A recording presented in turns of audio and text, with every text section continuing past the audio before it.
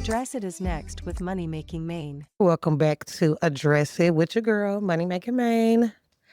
I know y'all been missing me. I've been missing y'all too.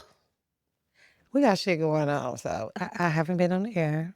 I've been mothering, organizing, handling business. Y'all already know what's going on. But we're back for another segment and a good time. So, y'all know we got to get right into it. I want to talk about Donald Trump, and this is our State of the Union address or segment, whatever you want to call it.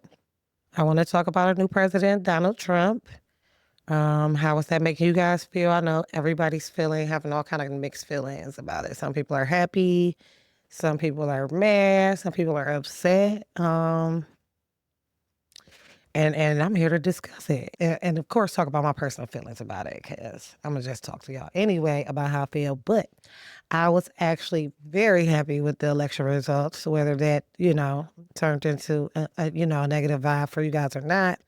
I was actually happy for Donald Trump to be our president. I just think the state of the world right now requires somebody like Donald Trump to be our president, somebody who's kind of no nonsense, direct, and who is going to get the job done. See, I know a lot of people have mixed feelings about him. I've heard rumors like y'all are thinking we're going to go back to slavery. I don't even know where that came from, but it's been a lot of comments. I know him removing DEI was like a very, very big issue for people. You guys are going back and forth about it. So we're going to talk about all of those points and structures. But I think I really want to first deal with how we as a people, my people, how we actually ostracize each other based on our opinions, whether that be politically, religiously, it's so crazy to me, because especially being a Black person who did vote for Donald Trump and understand why I did vote for Donald Trump, definitely ostracized out in the community, not just among my peers, but other communities as well. And I just want to know, why have we gotten to the point in society and today why we feel that just because somebody's opinion differs from yours, it's okay to be negative towards that person, to put them down, to act like their opinion isn't value or valuable because it differs from your own. I remember, at a time when we actually had bipartisan government, like people could put their differences away. Like nowadays we're so stuck on titles, and I'm just trying to figure out what that is. And why do y'all think that is? Like, why do we constantly ostracize people now in society based on how the majority of people feel, or a majority of what we heard? Even when it comes to Donald Trump, like a lot of people don't like Trump because of things they said. They said that he was racist, part because he wrote that 6-page letter to, he put in the New York Post. He did do that when he was very young, fairly, some years ago. I ain't gonna say young, but it was some years ago, to Central Park 5. I do understand the injustice there. I think sometimes people do learn and grow and change, and it's like, do we hold people accountable too much, or are we always constantly looking for them to just change their opinions based on where we are at the moment? What we think about. I've heard those rumors, but I've never heard anybody say that he's been an actual racist. I've actually watched contrary to those points. So where do we get these narratives from? Was it the lawsuit at his building? Was it just the article? Because then it's been times where I've seen him stand beside Black people in some of the most trying times of their life. They said he was like the only person who went to court with Michael Jackson every single day. So when is it okay? Why is it okay for this person? We'll accept them doing this one thing, but we won't look at the good in them when they do something else. And then a lot of people, you guys were worried about going back into overt or covert racism. And that's really what I feel like we get with any presidency, is overt or covert racism. It's like, which one do you want? Do you want people to tell you they don't like you up high, or kind of keeping your laws down low. Like, so I'm trying to understand because our former president, his best friend was the Grand Dragon of the Ku Klux Klan. You know, how could you be best friends with a racist and not have some racist views? So is racism just embedded in American society? And at which point do we kind of put that to the side to decide what's best for us? I mean, I have a lot of opinions, but I literally have to have a lot of open-ended questions because, like, I really want to try to take the time to think about what I'm saying. Also, why do we take the time to discourage other people from thinking or coming up with their own thoughts and being creative and having forming their own opinions based on what it is they're seeing versus what we're being portrayed and told to? Um, I hear a lot of people have ideas of Donald Trump, and are these coming from media? Are these propagandized ideas? Because a lot of things that we're saying is being regurgitated. Like a lot of things I'm hearing are regurgitated. It's repetitive and it's negative. I understand, they're saying he's going to war. Like a lot of the things that I'm seeing him do for the good of the country is literally for the good of the country. Um, Everything is not going to be perfect. Yes, DEI is a hot topic. I don't know really what I feel about DEI exactly yet because programs like DEI or affirmative action they have helped people of our race, but they have mostly helped white women statistically. So we'll see, honestly what happens with that. That was literally not really my greatest concern. My greatest concern was the economy, where we're going as a country, retiring and the education, our children. And I think those things were why most or a lot more people voted for Donald Trump this time because it's almost like you can't say that you believe in God and the morale of the country has been in the position that it has been in for the last 4 years. Um, We love the queers and the gays. Nothing is wrong with that. But I think it was becoming too queer of a world for them. Like it was making some of my gay friends uncomfortable. It was like, certain things are like too far or too much. You know, I think most people, not that people want to be in the closet or anything like that, but even for heterosexual people, that's a hard thing to discuss. Like, I don't want to see you on full heterosexual display with your partner, like kissing in the street and making out. So for anybody, I just think people want to keep their relationships and things they did deal private. And I just think the Democratic Party more so at the time was putting it more so in our faces. Like it was becoming too much. Like the school books, the bathrooms, the having kids become transgender, before they know what they really like in the world. Like it's too much. I definitely think we should have taken a step back as a country and examined ourselves. And I think that's why we did get Donald Trump as president. It was just becoming too much too fast. To be honest, it was almost like we was going back to Sodom and Gomorrah because nobody cared. It was like rampant. It was like, it's too much. Too much. Because gays been here. But the way they were putting it in the face and pushing it on the children, it was definitely an agenda. It was definitely an idea. And I just don't think anybody really liked it or preferred to have it keep going, especially the way it was being perpetuated into the school system. It's like, we already have kids that's ostracized. You get what I'm saying? Now they're ostracizing kids, and no kid should be ostracized. Now they're ostracizing kids who want to be different. Um, I believe this generation of children are different. They kind of embrace each other and love everybody.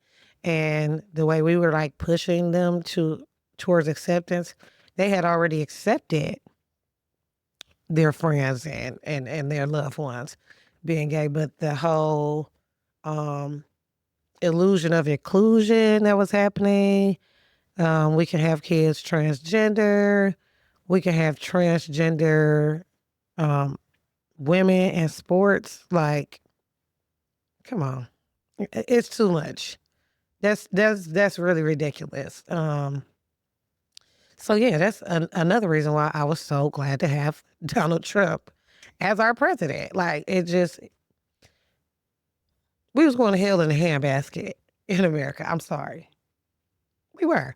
Whether you want to agree with it or not, whether you like that man or not, we needed to slow some of this stuff down. Ideology was just being pushed, too much. I know a lot of people are upset about Trump and immigration. Trump and immigration is actually a good thing. Like, we can't go into any of these other people's countries. They'll come here. We can't go in their country, tell them to give us their benefits, and that we're not leaving. No, we might not have came here, kind of came here by force, kind of took over, of course. However, things are different now, but you don't get the right to just come in a foreign country, get the same benefits as the people who live here, pay taxes and everything like that, just to say, oh, because this is America, land of the free. Yeah, America, we have to take care of America first. And that's Americans who are already here, contributing to our society, tax-paying citizens. Like, what more did y'all want to happen? Um, and whether you believe Donald Trump was a good thing or a bad thing, it's almost like, why do you care so much? Why do we care so much to say as if the president, like, don't get me wrong, like all laws and everything, we can kind of feel that in our pockets, in our economy, and our society every day. But like, why are y'all not as worried about the mayoral race or the judges or the Congress people, the councilmen, all these people that actually contribute to where it is that you live, that actually make a difference for you locally? Why is nobody caring about that? Why is it that we care so much about the presidential race versus actually making change for ourselves? Are we using Donald Trump as a scapegoat to scapegoat and negate accountability for the things that are going on in our community when we can fix these just by local elections? We can start there, being accountable for ourselves, making sure our neighborhoods are safe, checking on our seniors, on our kids, being better parents, being more loving adults. Why aren't we starting there? Why is always an outside reflection of who our president is versus an inside reflection saying that we got to get ourselves together? I just want to know, why is it that we apparently have to always look outside ourselves for change to be enacted? We're always looking for somebody else. Is it that Messiah complex? Is that what stops us from getting where we should be going, as a nation or a nation of people? Like, why is it that we look at figures like Donald Trump and other outside entities in our government, in our politics, in our celebrityism, that we figure that we need to provoke change versus actually being the change that we need to see? Why is it that we care so much about him versus so much of us and what it is we're doing right now currently? Just like even with the teenagers and the kids. Why is it that we care so much about Donald Trump versus caring that our kids were having to deal with the things they were dealing with in school? Like, why do we care more about Donald Trump than we do education? Why is it we care more about Donald Trump than we do feeding the homeless? Why is it that we care more about Donald Trump than saving our economy? Why do you care more about Donald Trump than investments? Why is it that we care? Why do you care so bad? What are you going to do to contribute to society to make it better and be a change you want to see or don't want to see? I hear a lot of people say they don't have power, but you do have power. And I feel like a lot of that starts with you. So, regardless to us having a president like Donald Trump or not, you need to start with yourself. Like I need to start with myself and make those adjustments that's necessary for the next 4 years so that you can feel comfortable, so that your family can benefit. Um, I talk about money all the time. He's been actually good for the stock market. The stock market is having a positive response all over the world for this president. We are also having more positive responses, with getting us out the war. Yes, the previous administration did help us with that, but like the world is seeing more positivity now that we have Donald Trump, whether you want to believe that or not. It's actually happening. The market has responded. Cryptocurrency is doing well. I hope y'all are trading. I would definitely be on trading platforms trading, crypto, Bitcoin, Dogecoin is going up. You got a lot of options trades you can get going. Oh my God. SPY has been going crazy. Like you have so many trades and platforms. Like, look at these stocks. Look at the things that we're gonna need. Just like we just had the California wildfires. People gonna be ordering off Amazon. Like, catch these plays. They out here for you. Y'all see what's going on in the world. Things that benefit, things that people are gonna need. I would absolutely be putting my money in there. You probably missed a trade on USO. Gas just went up for the last 2 weeks, so I'm sure somebody made some money on that. So, like, get more into your trade and your options trade. Like, Donald Trump really shouldn't be a factor for you or not. You should focus on your family and making sure you guys are getting into position that you need to be financially so that you benefit. We're going to wrap this up, and I just want y'all to drop in the comments. Let me know y'all opinions. Is this a positive thing? Is this a positive direction for the country? Or is this a negative direction for the country? Tell me why. And why do you have that idea, and where did it come from? I definitely want to get into the conversation about that. Drop it low in the comments again. It's your girl, Money Making Maine. We just addressed it.